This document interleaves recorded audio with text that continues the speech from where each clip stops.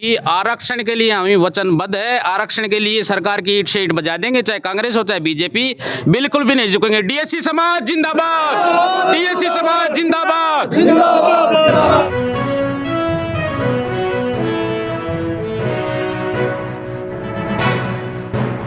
दोस्तों नमस्कार, प्रथम गूंज देख रहे हैं आप। मैं हूं आपका दोस्त त्रिदेव और इस वक्त तोसाम में मौजूद हूं और यहां लोग इकट्ठा हुए हैं। क्या पूरा मामला है जानते हैं और चुनाव जैसा कि चल रहा है, चुनाव को लेकर कुछ सरगर्मी थी या क्या मामला था वो जानने की कोशिश करेंगे।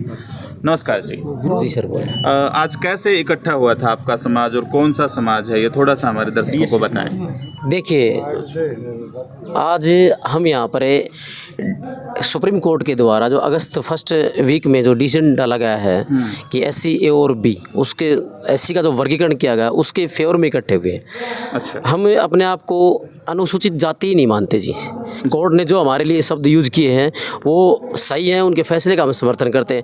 हम वंचित अनुसूचित जाति हैं कि अनुसूचित जाति के अंदर भी हम वंचित हैं। जो अनुसूचित जाति का आरक्षण हमें दिया गया था उसका कुछ एक जो स्पेशल जातियां उन्हीं को बेनिफिट है कि हमारी विडंबनाएं रही हैं कि हम हमारे घर के अंदर या हमारे जो हमारी कम्युनिटी है उनके पास रिसोर्स की बहुत कमी रही है और रिसोर्स की कमी होने की वजह से हमारा सामाजिक आर्थिक राजनीतिक पिछड़ापन रहा है। उस पिछड़ेपन को नज़रों में लेते हुए सरकार ने ये डिसीजन दिया है कि भाई जो जातियाँ अनुसूचित जाति के अंदर जो इस आरक्षण रूपी लाभ से वंचित रह गई हैं उनको ए और बी पार्ट में डिवाइड करके उसको समाज में लागू किया जाए ताकि वंचित जो समाज की जातियाँ हैं इस एससी समाज की वो भी अपना उत्थान कर सकें। और जिसको माननीय भजनलाल जी के द्वारा 1994 में लागू कर दिया गया था और 2006 में आके आपका ये जो कांग्रेस की सरकार उसको बंद कर दिया गया था।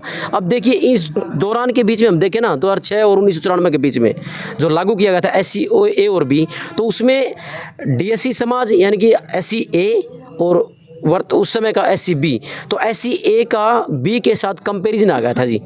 यदि वो आरक्षण के अंदर जो वंचित समाज का आरक्षण किया गया था कि जो 50-50% है तो उसमें इनका रेशो बढ़ के आया था। लेकिन जैसे ही 2004 के बाद इसको तोड़ा गया, ख़त्म किया गया, तो उस ख़त्म करने के बाद डीएससी समाज यानी कि वंचित अनुसूचित जाति, मैं मीडिया के माध्यम से बताना चाहूँगा कि अनुसूचित जाति में भी दो पार्ट हैं, वंचित अनुसूचित जनजाति अनुसूचित जाति। तो वंचित अनुसूचित जाति वो जातियाँ हैं जिनको स्वतंत्रता के बाद एससी का जो रिजर्वेशन है उससे वो एजुकेशन ना होने की वजह से, और एजुकेशन क्यों ना हुई क्योंकि रिसोर्स हमारे पास बहुत कम थे, उसकी ना होने की वजह से जो रिजर्वेशन का हम लाभ नहीं ले पाए उसको उन कैटेगरियों को हम डीएससी में बोलते हैं यानी कि डिप्राइव्ड शेड्यूल्ड कास्ट, वंचित अनुसूचित जाति। ठीक है। वंचित समाज की कौन कौन सी जातियां वंचित समाज की आज यहाँ पे धानक है, वाल्मीकि है और बंजारा है, डेया है और साथ में मिला के ओड है जो कि 37 के करीब 42 के करीब इसमें जातियाँ आती हैं। देखिए ये मैं मीडिया के माध्यम से पूरे देश को बताना चाहूँगा कि भी अनुसूचित जाति के अंदर जो रिजर्वेशन है, एक तो बात है कि रिजर्वेशन का मतलब भी क्या होता है। रिजर्वेशन का मतलब बाबा साहब ने ये बोला है कि आखिरी पायदान पे भी जो व्यक्ति बैठा है ना उसको भी रिजर्वेशन का लाभ दिया जाए।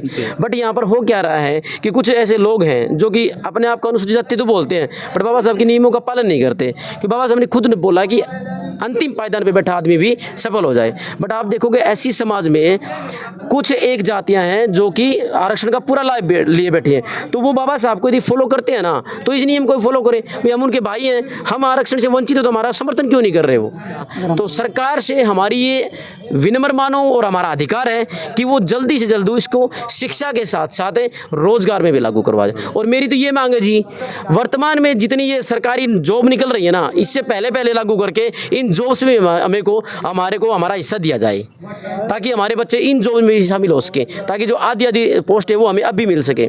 ये मेरी सरकार से हाथ जोड़ के मेरी नहीं पूरा जो डीएससी समाज है वो ये बोल रहा है कि वर्तमान में जो वैकेंसी शो कर रही है सरकार उनके अंदर भी एससी ए और बी का पार्टीशन करके इन भर्तियों को शो किया जाए, इन वैकेंसी को शो किया जाए। तो सरकार के हम बहुत बहुत आभारी रहेंगे।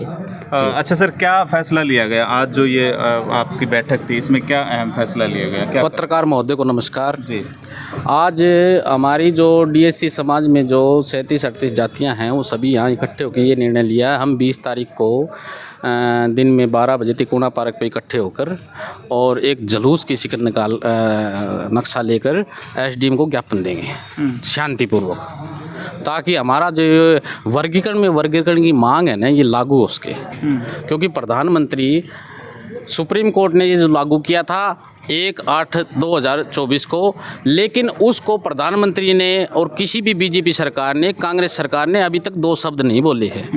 अगर बच्चा 4 साल का होगा वो रोएगा नहीं तो उसको माँ चुच्ची दे देगी, बिना रोए तो माँ भी चुच्ची नहीं देती। सच है। अगर कोई ये भाई समझता हो बिना रोए चुच्ची मिल जाएगी, नहीं मिलेगी। आरक्षण के लिए हम वचनबद्ध है, आरक्षण के लिए सरकार की ईंट से ईंट बजा देंगे, चाहे कांग्रेस हो चाहे बीजेपी, बिल्कुल भी नहीं झुकेंगे। डीएससी समाज जिंदाबाद, डीएससी समाज जिंदाबाद। अच्छा, इसमें नियत में ज्यादा खोट किसके रहा, कांग्रेस के रहा कि बीजेपी के रहा? इसमें ये हुआ कि शुरू में जो कांग्रेस सरकार थी ना, वहीं से नीयत में खोट रहा। कांग्रेस सरकार ने 2006 में इसको तोड़ दिया और बजनलाल सरकार ने ये लागू किया था। इसने तोड़ने के बाद हमने भी तो ये फैसला मंजूर किया था, जो ये टूटा था तो हमने भी तो ये फैसला मंजूर किया था, हमने भी लड़ाई लड़ी थी उस समय पर जी। आज इस फैसले को मंजूर करने पर ये उतारू नहीं हो रही भाई 21 तारीख को हम भारत बंद कर देंगे, ये कर देंगे। भारत बंद करने से होगा क्या? फैसले को मंजूर करो, हम छोटे भाई हैं उनके।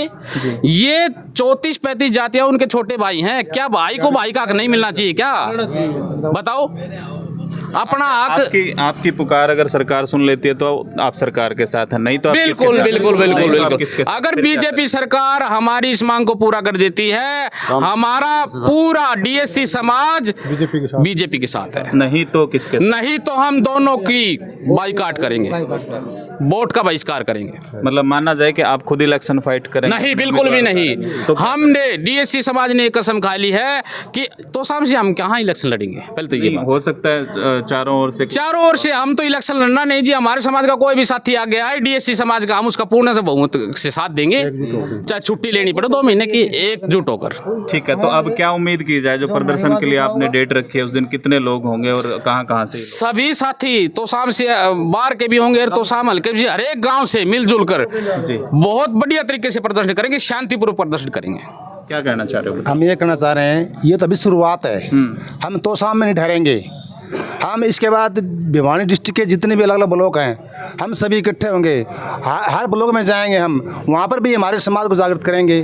और हम सब भाई जो डीएससी जातीय माते हैं, हम दानक समाज ये प्रण भी करते हैं, हम चौधरी नहीं लेंगे, किसी भाई को हम इलेक्शन नहीं लड़ेंगे। हमारे जो अन्य सपोर्टिंग जातियाँ हैं, जो हमारे भाई हैं, जो हमारे साथ खड़े हैं, वाल्मीकि खड़े, हम उनको आगे लेके आएंगे। हम ये हम वचन देते हैं आज हम ही। फिर भी वो भाई हमें जो सपोर्ट करेंगे उन्हें आगे लाएंगे। और आज हम तोसाम ब्लॉक से भिवानी में, हरियाणा में और धीरे धीरे पूरे भारत में फैलेंगे। जितना भी डीसी समाज है हम जागृत करेंगे। हम जब तक चैन से नहीं बैठेंगे जब तक हमें हमारा अधिकार नहीं मिल जाता है। हम भीख नहीं मांग रहे हैं, न जो हमारे कम्पिटिटिव समाज से मांग रहे हैं, न सरकार से मांग रहे हैं। अगर ये गलत था तो बजनलाल सरकार में लागू ही नहीं होता। कांग्रेस सरकार ने तोड़ा तो हम उस कांग्रेस का बायकॉट करते और इसको बीजेपी करेंगे। जो सरकार हमारी आवाज़ सुनेगा हम उसको सपोर्ट करेंगे। ऐसा जी, हरियाणा प्रदेश में जो डीएससी समाज है उस डीएससी समाज में 48 लाख वोटर हैं हरियाणा में। अगर ये मान लो अगर सरकार बीजेपी सरकार हमारा डीएससी लागू करती है तो फिर तन मन धन से इसको सपोर्ट करेंगे, ठीक है। अगर ये हमारा डीएससी लागू नहीं करती है तो हम अपने डीएससी समाज में से अपने कैंडिडेट उतारेंगे, अपने वोट अपने आप ही डाल लेंगे, किसी को नहीं देंगे। तो आपने सुना, तोसाम से मैं लाइव था और हमारे साथ डीएससी समाज के लोग थे, यानी जो वंचित हैं, अनुसूचित जाति वर्ग के जो लोग वंचित हैं वो लोग हमारे साथ जुड़े थे। और इनकी मांग है कि जो सुप्रीम कोर्ट ने आदेश दिया है जमीनी स्तर पर लागू किया जाए। बस भाई, तो वीडियो के बारे आप क्या राय रखते हैं हमें कमेंट बॉक्स में ज़रूर बताएं और इस वीडियो को ज़्यादा से ज़्यादा शेयर कर दें। धन्यवाद। जय हिंद।